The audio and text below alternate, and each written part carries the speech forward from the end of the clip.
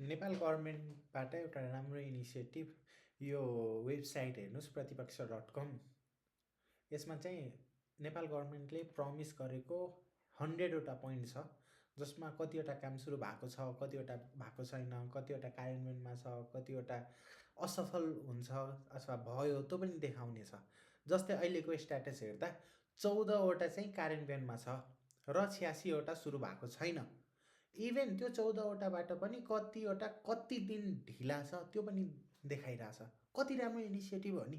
यदि यस्तो सानो सानो कुरा पहिलाको गभर्मेन्टले गरेको भए अहिलेको दशा हुँदैन थियो नि त। र जसले पहिला भन्नुहुन्थ्यो यो सरकारको त अकाउन्टेबिलिटी नै हुँदैन, सो यो सरकारले सबभन्दा पहिला अकाउन्टेबिलिटी देखाउनको लागि प्रतिपक्ष.com नै जनतामाझ देखायो कि हेर्नुहोस् हाम्रो अकाउन्टेबिलिटी भनेर। एन्ड यस बी पोजिटिभ, राम्रो गरिरहेछन्।